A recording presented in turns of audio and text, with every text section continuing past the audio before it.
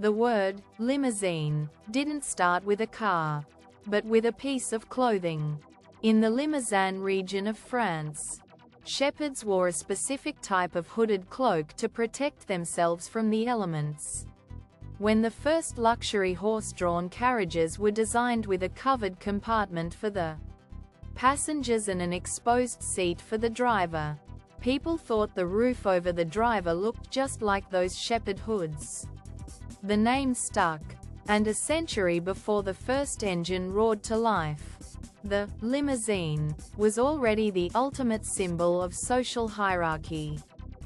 In the early 1900s, as the internal combustion engine began to replace the horse, the limousine transitioned into the gasoline age. These weren't just long cars. They were rolling displays of wealth. The wealthy elite wanted to be driven, but they didn't necessarily want to talk to the person doing the driving.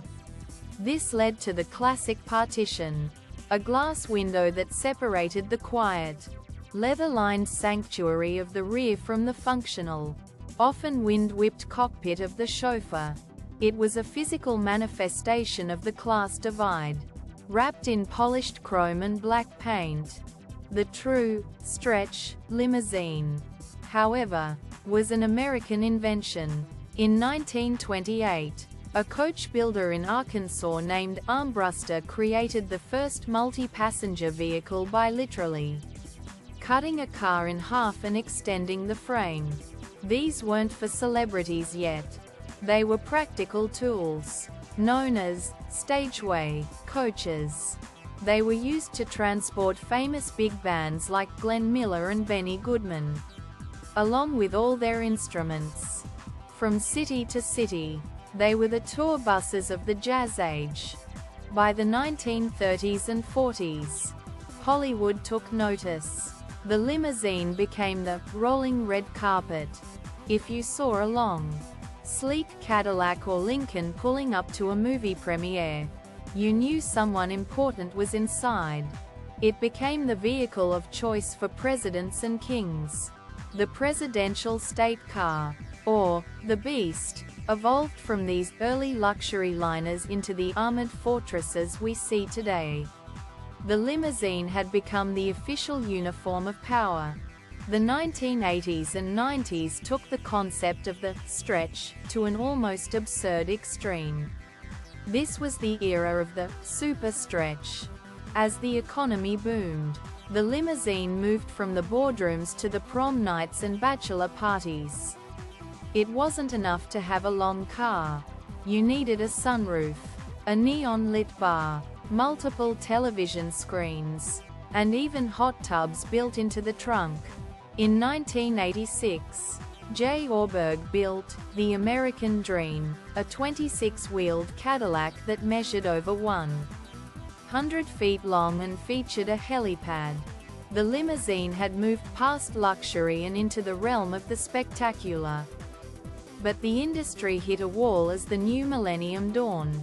The rise of the luxury SUV began to eat away at the traditional sedan-style limo. People realized they could have the same amount of legroom and even more headroom in a stretched Hummer or a Cadillac Escalade. Then came the disruption of ride-sharing. Suddenly, anyone with a smartphone could summon a high-end black car in minutes.